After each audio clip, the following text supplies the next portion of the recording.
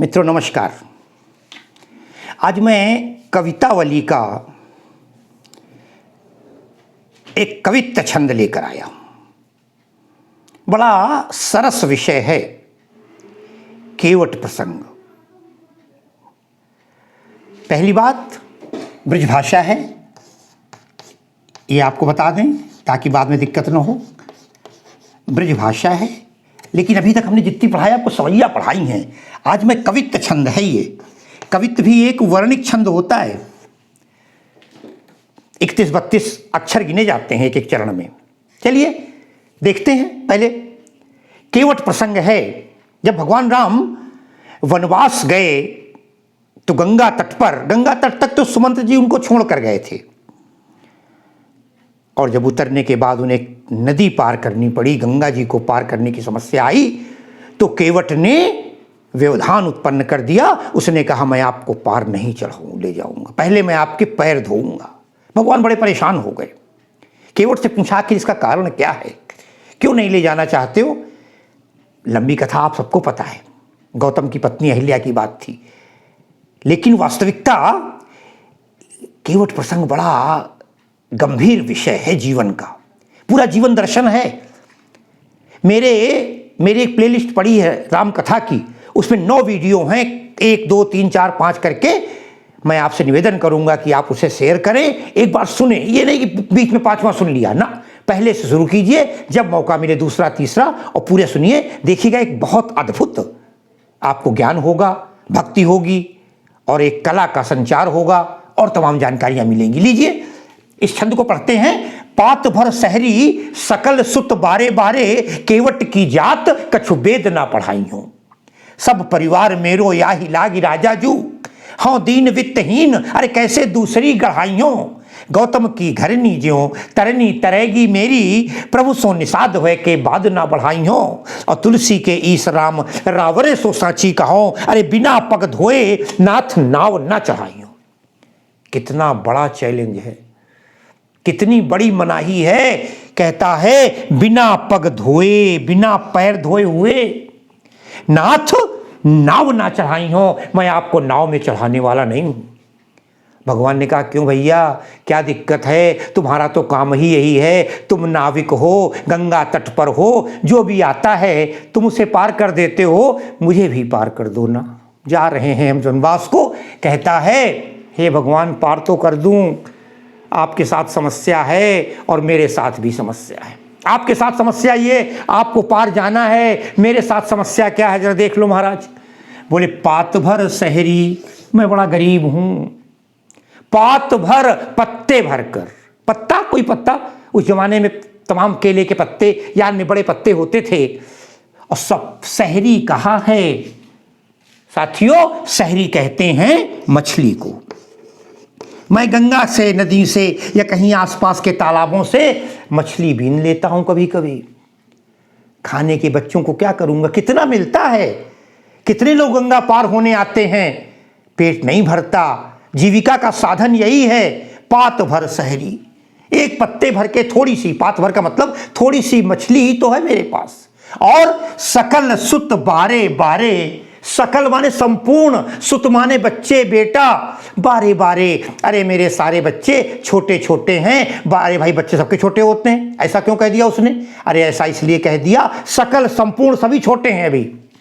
अरे बड़े हो जाते तो कोई जीविका चलाने के लायक हो जाता, किसी को नौकरी मिल जाती, कोई दूसरा धंधा कर लेता। मगर हमारे सारे बच्चे, अगर पहला 12 साल का है, मान लेते, सकल कह दिया, संपूर्ण सारे कितने हैं? अरे भाई आज के जमाना नहीं था, कोई प्रतिबंध नहीं था। अरे एक 12 साल का होगा, एक 10 का होगा, एक 8 का होगा, एक 6 का होगा, एक 4 का होगा, एक 2 3 का होगा, तब भी 5 6 हो गए ना। कह रहा सकल सुत बारे बारे, छोटे छोटे मेरे बच्चे हैं। और जब इतने बच्चे हैं तो उनके भोजन भी अधिक मात्रा में चाहिए। भोजन की जगह पर है क्या मेरे पास? पात भर सहरी, एक पत्ते भर मछली है महाराज। पात भर सहरी, अरे सकल सुत बारे बारे। अब देखें सहरी, सकल, सुत, इनमें अनुप्रास अलंकार हो गया पहला। और देखें बारे बारे कहा है, यहां पुनरुक्ति प्रकाश भी हो जाएगा। अलंकारों में पहला ले लीजिए अनुप्रास और दूसरा लीजिए पुनरुक्ति प्रकाश। कवित्त छंद मैंने आपको बता ही दिया है। अब आइए केवट और कहता आगे देखिए जरा, क्या बात है, क्या गजब का वर्णन है। कहता है पात भर सहरी, अरे सकल सुत बारे बारे, केवट की जाति कछु वेद ना पढ़ाई हूं। देखिए साथियों, आज से 500 साल पुरानी रचना, और भगवान राम जब आए होंगे तब तो हजारों वर्ष बीत गए।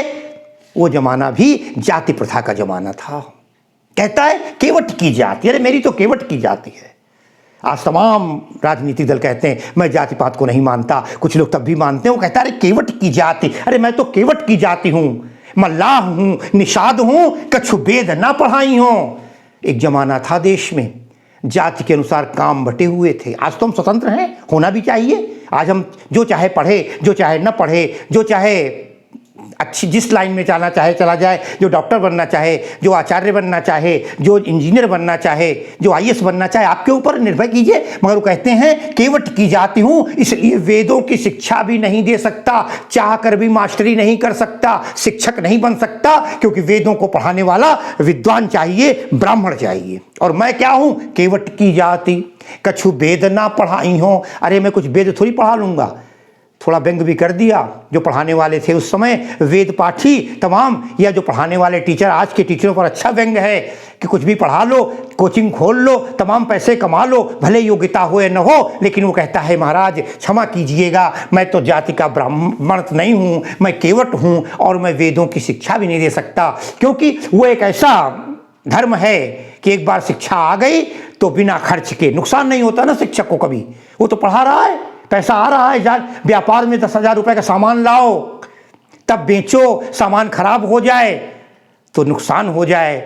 लेकिन ये धंधा जो है कर्मकांड का, ये तो निरंतर बढ़ता रहता है। आज तो पूरा व्यवसाय खुला हुआ है, तमाम पंडितों की लाइन लगी हुई है। टीवी का जो चैनल खोल दो उसमें एक आचार्य, एक पंडित, तमाम अपने अपने तरीके से लोग ज्योतिषी मिले करते हैं। उसने कह दिया मैं कोई ब्राह्मण नहीं हूं, मैं वेद पाठी नहीं हूं, मैं वेद पढ़ा नहीं सकता हूं, क्योंकि मैं केवट जाति का हूं। केवट की जाति कछु वेद ना पढ़ाई हूं। आगे क्या कहता है, उससे क्या होगा? अरे सब परिवार मेरो, मेरा सारा परिवार, सब परिवार मेरो या ही लागी, या ही लागी। अरे इसी के साथ जुड़ा हुआ है, किसके साथ? नौका के साथ। यही हमारी रोजी रोटी का सहारा है। सब परिवार मेरो या ही लागी, राजा जू, बड़ी सुंदर बात कह दी, कितना व्यंग है ना। आप तो राजा हैं और राजा का कर्तव्य होता है अपने प्रजा की रक्षा करना। जासुराज प्रिय प्रजा दुखारी, सो नृप अवश्य नरक अधिकारी। जिसके राज्य में प्रजा दुखी हो उस राजा नरक का अधिकारी होता है। आप तो राजा हैं, आपके बनाए हुए नियम हैं, कानून हैं, आप स्वयं जानते हैं कि मेरी रोजी रोटी क्या है, केवट हूं, इसलिए एकमात्र, पहले उसने कह दिया मैं वेद नहीं पढ़ा सकता हूं, दूसरा ये कि मैं इसी से जुड़ा हूं, या ही लागी राजा जू, हे राजा मैं क्या दूसरा धंधा कर सकता हूं? नाव ही मेरी नाविक हूं, इसलिए केवल एकमात्र उस समय जाति प्रथा थी और जाति के अनुसार ही काम कर सकता था। जो स्वर्णकार था वो सोने का काम करता था, जो लोहार था वो लोहे का काम करता। ये सब चलते रहे होंगे परंपराएं, जिनको कहते हैं सब परिवार मेरो या ही लाग राजा जू। अरे हाँ दीन वित्तहीन, हाँ दीन, अरे मैं तो गरीब हूं, कितना कमाऊंगा दिन भर में। 2-4 सवारियां उतर गई, कुछ मछली पकड़ ली। कहते हाँ दीन और वित्तहीन, वित्त कहते हैं खजाने को, रुपए को, धन को, फाइनेंस को। वित्त मंत्री है, सुना है ना, वित्त धन। हाँ तो दीन, हाँ दीन, हाँ माने मैं दीन हूं, गरीब हूं, वित्तहीन, धन से हीन हूं, पैसा भी नहीं है इतना। क्यों? बोले कैसे दूसरी गढ़ाई हो, मैं दूसरी नाव कैसे बनवा लूंगा। भगवान ने कहा दूसरी नाव बनाने की बात कहां से आ गई? अरे भैया दूसरी क्यों बनवाओगे, इसी को लेना। बोले अच्छा भगवान मैं आपका भक्त हूं, इसका मतलब आप मुझे मूर्ख नहीं बना सकते। भगवान ने कहा क्या हो गया भैया, किस बात की समस्या आ गई? बड़ा सुंदर उत्तर देता है, कहता है गौतम की घरनी ज्यों, कथा सुना रहा है। अरे गौतम की पत्नी को नहीं याद है भगवान आपको? गौतम की घरनी, गौतम की घरनी माने स्त्री, गौतम की स्त्री कौन? अहल्या। गौतम की घरनी ज्यों, गौतम की स्त्री के समान, गौतम की स्त्री की तरह। क्या हुआ? बोले तरनी तरेगी मेरी, तरनी नौका तरेगी, मुक्ति पा जाएगी, मोक्ष हो जाएगा और बन जाएगी स्त्री। कैसे स्त्री बन जाएगी? जैसे गौतम की पत्नी बन गई थी। अरे भगवान का ये बड़ा समस्या बन गई। विश्वामित्र जी लेकर गए थे मांग करके, और आगे चले थे तो एक पत्थर की चट्टान पड़ी हुई थी। भगवान राम ने पूछा था, अरे बताओ ये क्या है, ये पत्थर कैसी पड़ी है? विश्वामित्र ने कहा था, अरे गौतम नारी शाप बस उपल देह धरि धीर, और चरण कमल रज चाहत कृपा करहु रघुबीर। हे रघुबीर कृपा कीजिए, ये गौतम की स्त्री है, पत्थर की हो गई है, शापवश हो गई है, जब आप चरण लगाएंगे इस शाप से उद्धार हो जाएगा इसका। कहते हैं गौतम की घरनी ज्यों, जैसे गौतम की तरनी तर गई थी, हैं ज्यों तरनी तरहेगी मेरी, अगर मेरी नौका भी स्त्री बन गई तब क्या होगा, है ना। भगवान को बड़ी समस्या झेलनी पड़ी। अरे यही नहीं, कुछ दिन बाद जब जंगल में रहने लगे, एक दिन ऐसा हो गया कि तमाम सारे महात्मा, सुबह सुबह का समय था, कम से कम 20-25 महात्मा लाइन लगाए खड़े थे भगवान के दरवाजे पर, और सबके हाथ में एक पत्थर था, एक एक पत्थर, कोई सर तक, कोई हाथ तक, कोई नाक तक, जिसको जहां तक की पत्नी के साइज पसंद थी। भगवान चौंक गए, बोले महात्मा लोग आप सुबह सुबह कैसे पंचवटी के आसपास आ गए, क्या दिक्कत है, पत्थर क्यों? बोले भगवान कुछ नहीं, खाली एक काम कर दीजिए, ये पत्थर मैंने जमीन में रख दिए हैं, आप कृपया पैर लगाते जाइए, आगे बढ़। बोले पत्थर में पैर लगाते जाओ, क्यों? कहने लगे, अरे आप अगर चाहेंगे इन पत्थर से स्त्री बना देंगे तो हमें बड़ा आराम मिल जाएगा, अब बुढ़ापा आ गया है, दिन रात पूजा करनी पड़ती है, खाना कौन बनाने वाला है। पढ़ा होगा ना पद के कविता वाले गोस्वामी जी लिखते, बिंद के वासी उदासी तपोव्रतधारी महाबिनु नारी दुखारे, अरे गौतम तीय तरी तुलसी सो कथा सुन भे मुनि वृंद सुखारे, अरे हुई हैं शिला सब चंद्रमुखी पर सेकज मंजुल कंज तिहारे, और कीनी भली रघुनायक जू, और करुणा करी सागर करुणा करी कानन को पग उधारे। आज वो कहते गौतम की घरनी ज्यों, जिस प्रकार गौतम की स्त्री ने तरनी हो गई थी, पार हो गई थी, उद्धार हो गया था, स्त्री बन गई थी, तरनी तरेगी मेरी। अब बोले अगर ऐसा कुछ हो गया, भगवान ने कुछ नहीं होगा। बोले ना भी महाराज, हम तो आपसे लड़ भी नहीं सकते। क्यों? बोले प्रभु सो निषाद हुए के, फिर यहाँ पर व्यंग, कितनी बड़ी बात है उस जमाने की। कहते प्रभु सो निषाद, अरे भगवान से मैं कैसे झगड़ा करूंगा? मैं किसी सवर्ण का होता, मैं किसी धनवान होता, मैं भी किसी राज्य का राजा होता, तब तो आपसे भिड़ सकता था। प्रभु सो भगवान से, और निषाद हुए के, मैं तो मल्लाह हूँ, केवट हूँ, छोटी जाति का हूँ, प्रभु से निषाद हुए के बाद ना बढ़ाई हूँ। अरे भाई, जब लड़ाई दो समकक्ष की होती है, क्योंकि प्रीति विरोध समान सन, प्रेम और दुश्मनी बराबर वालों से होनी चाहिए, और मैं तो एक केवट हूँ, निषाद हूँ, कुछ भी वाद विवाद नहीं बढ़ाऊंगा, ये निश्चित मान लीजिए। और प्रभु सो निषाद हुए के बाद ना बढ़ाई हो। और कहते हैं, ध्यान दीजिएगा, जहाँ पर कहा है कि कुछ ये देखिए, ज्यों तरनी तरेगी मेरी, उदाहरण दिया है, इसलिए एक अलंकार और लिख लीजिए, उदाहरण अलंकार। साथियों माधुर्य गुण जरूर लिख दीजिएगा, बढ़िया। कहते हैं प्रभु सो निषाद हुए के बादू ना बढ़ाई हो, और तुलसी के ईश, देखिए भक्त भी बढ़िया प्रबल है, उच्च कोटि का भक्त है केवट, भगवान ने मित्रता की है। तुलसी के ईश, अरे तुलसी के भगवान, राम रावरे, हे राम रावरे आप से, रावरे सो साची कहो, फिर अनुप्रास है ना।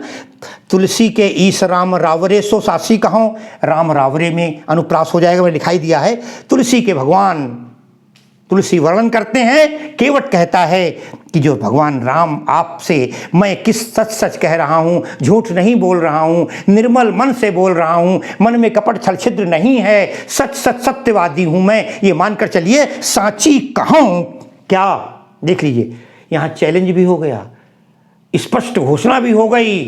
कहता है अरे बिना पग धोए जब तक मैं आपके पैर नहीं धो लूंगा, मैं ये निश्चित नहीं हो जाऊंगा कि आपके पैर में, आपके पैरों की चरण रज में, धूल में कोई ऐसी चीज है जिससे एक ऐसी बूटी लगी हुई है जो पत्थर को, नाव को, किसी चीज को स्पर्श करते ही स्त्री बना देती है। जब मैं संतुष्ट हो जाऊंगा, पैर धो लूंगा, धूल हट जाएगी, फिर क्या दिक्कत है। बिना पग धोए नाथ नाव ना चढ़ा, नाथ नाव ना, यहाँ अनुप्रास भी हो जाएगा, नाथ नाव ना चढ़ाई हो। देखें आप, एक छोटा सा केवट मल्लाह छोटा इसलिए कहेंगे, अपने को स्वयं छोटा कह रहा है। अरे भगवान तो हाथ जोड़ रहे हैं, भगवान तो सबको गले लगाते हैं, भगवान की निगाह में कोई छोटा नहीं है। मगर इस संसार के प्राणियों ने कैसा बांट रखा है समाज को। कहते हैं बिना पग धोए नाथ नाव ना चढ़ाई हो। साथियों बड़ा गंभीर है विषय। हालांकि मैं बता दूं आपको, केवट का निषाद था, एक जो मालिक था, सब पूरी रात्रि की बात तय हो चुकी थी। बड़ा गंभीर, ये पिछले जन्म में क्या था और तमाम कथाएं हैं। अगर मेरे वीडियो आप वो सुनेंगे राम कथा वाले तो बहुत आनंद आएगा। और इन्हीं के साथ मैं आज के इस प्रसंग को यहीं पर विराम देता हूं। आपको बहुत बहुत शुभकामनाओं के साथ धन्यवाद।